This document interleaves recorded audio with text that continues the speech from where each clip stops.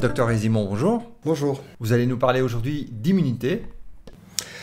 Oui, donc c'est l'occasion d'en parler avec cette épidémie, cette pandémie de coronavirus. Donc l'immunité concerne les défenses contre les cancers, les bactéries, les virus, les parasites, etc.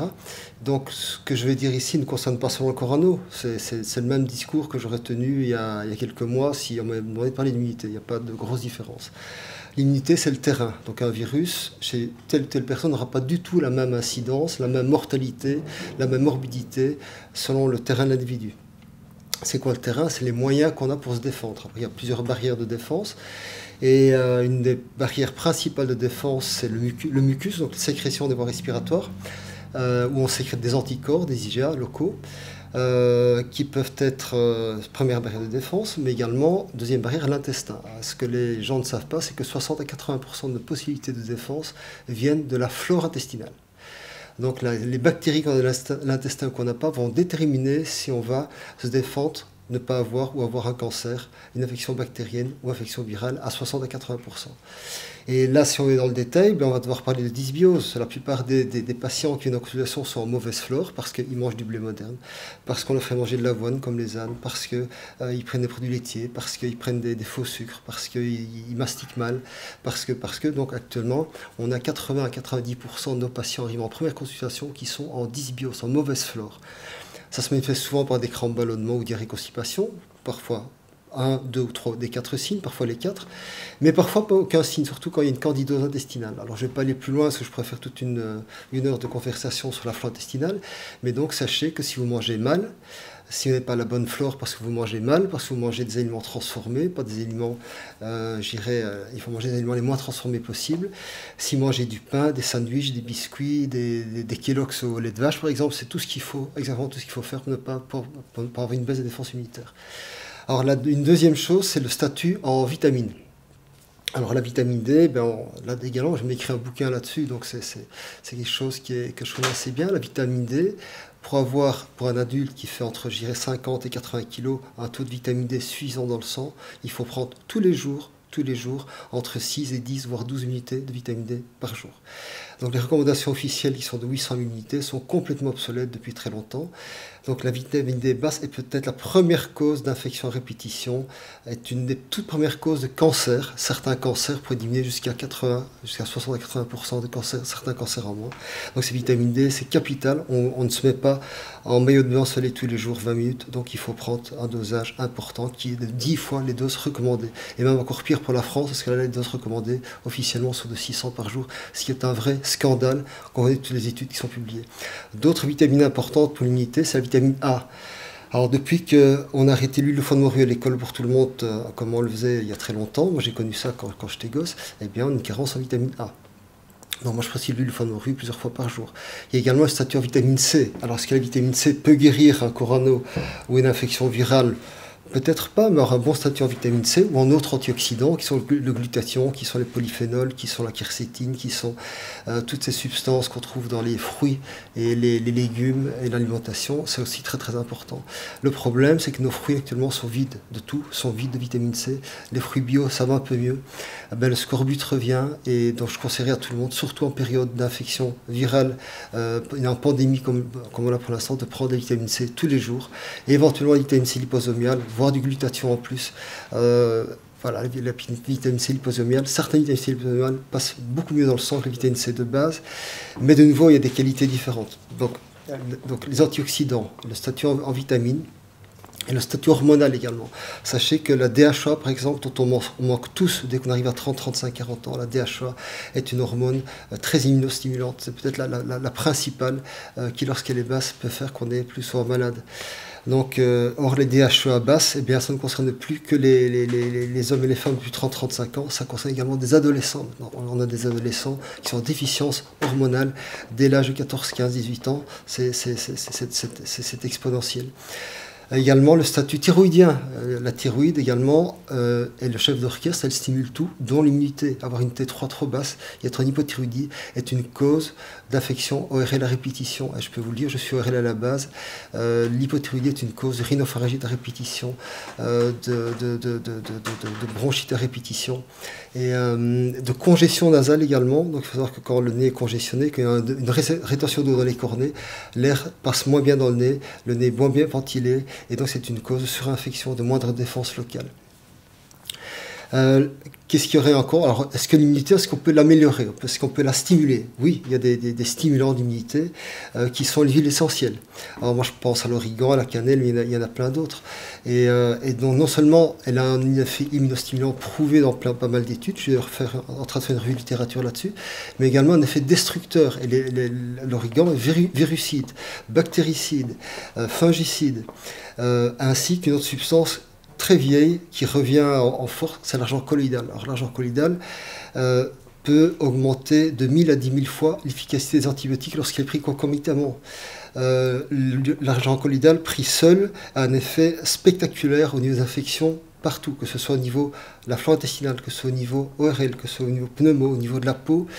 Et l'avantage de l'argent colloïdal, c'est qu'il n'a pas les effets délétères des antibiotiques au niveau de la flore. Parce que comme vous le savez, quand on prend un antibiotique, on peut diminuer ses défenses immunitaires pendant 6 mois, 1 an, voire plus. Parce qu'on détruit la flore qui elle-même est responsable de la plus grosse partie des défenses immunitaires. Et la combinaison de l'argent colloïdal et de l'huile et sel d'origan, par exemple, et de cannelle ou d'autres, pour moi, c'est vraiment le traitement idéal d'une infection virale ou bactérienne débutante. C'est ce que je prescris à tous mes patients en ORL, mais également en médecine fonctionnelle, c'est ce que je recommande dans toute dysbiose ou autre pathologie infectieuse. Alors l'origan, justement, vous allez le prescrire dans des capsules qui vont résister, je pense, à la digestion, en fait. Le problème, c'est que les huiles essentielles ça brûle, c'est très agressif, donc jamais prendre des gouttes d'huile essentielle en bouche, vous allez vous brûler l'œsophage. Il faut des capsules qui soient gastro-résistantes, qui aillent vraiment plus loin dans l'intestin.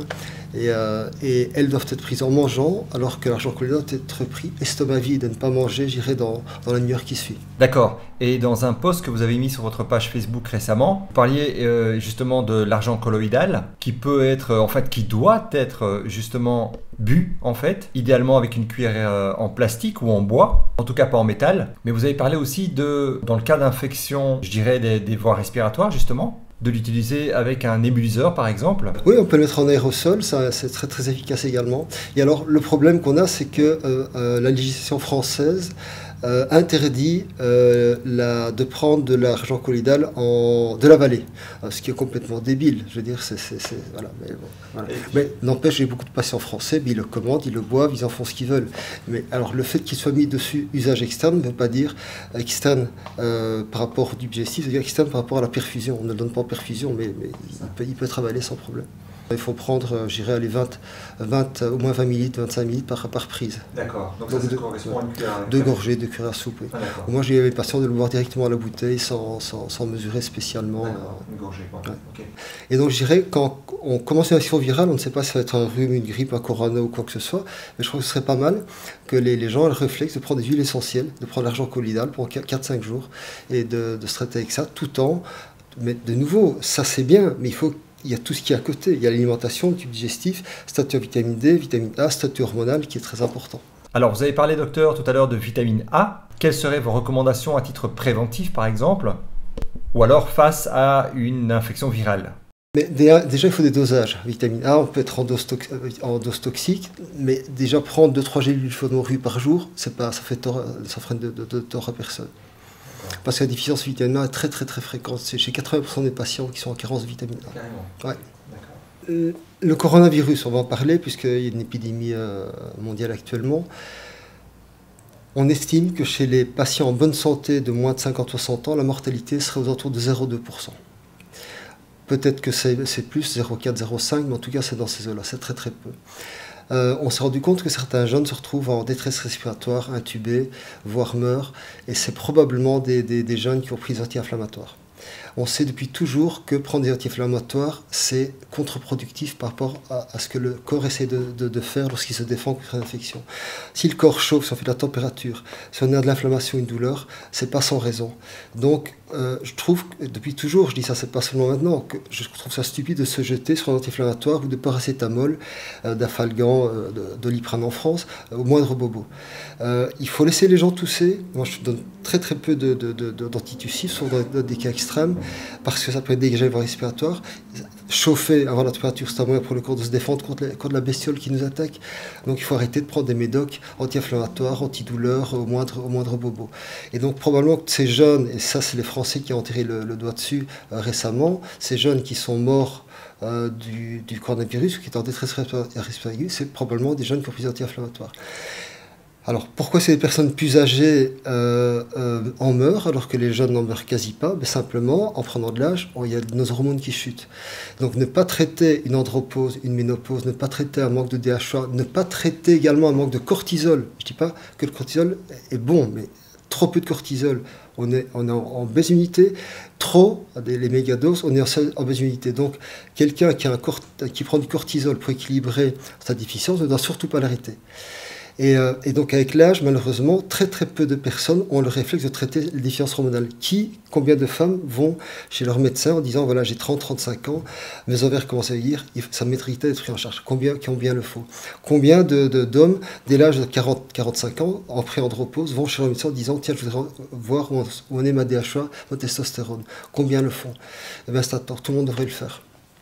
Et c'est le problème, c'est aux personnes âgées, ils sont carencés hormonalement, ils sont carencés nutritionnellement, ne fût-ce que le manque de zinc chez la personne âgée, mais c'est colossal pour l'immunité, le zinc. Quand on manque de zinc, on n'a plus de goût, plus d'odorat, on mange moins, donc on prend moins de nourriture. Cause majeure de nutrition chez la personne âgée, elle ne goûte plus les aliments, elle n'a plus envie de manger. Le zinc, on est 80-90% de carencés en zinc. Le sélénium également, très important pour l'immunité, le sélénium. On est 80-90% de carencés en Europe, nos sols sont très pauvres en sélénium. L'iode également, l'iode joue un rôle hyper important. Vous savez qu'il y a quelques années, une étude était faite à Nice, chez des femmes enceintes, 330 femmes enceintes, à Nice, donc Nice c'est pas la brousse, c'est pas... et sur 330 femmes enceintes, 80% étaient déficitaires en iode. Donc ça veut dire que, il n'y a pas le problème de l'immunité, ça veut dire que les enfants nés de ces femmes-là auraient pu avoir un QI plus élevé que ce qui n'était toute leur vie. Ouais. Donc l'immunité, c'est beaucoup de choses, c'est les vitamines, c'est les oligo-éléments, le fer également. Voilà. Si vous avez une femme qui manque de fer parce qu'elle a des règles abondantes, eh bien, certains médecins vont donner du fer à cette patiente qui a trop peu de fer, au lieu de traiter la cause du problème, qui est la perte de sang excessive lors des règles. La mauvaise flore intestinale entraîne des trous dans l'intestin poreux, perméable, on a une fuite de fer, fuite de magnésium, fuite de tous les éléments dans les selles. Donc il y a des carences multiples chez ces patients en mauvaise flore, en dysbiose. Docteur Résimond, merci beaucoup. Merci, avec plaisir.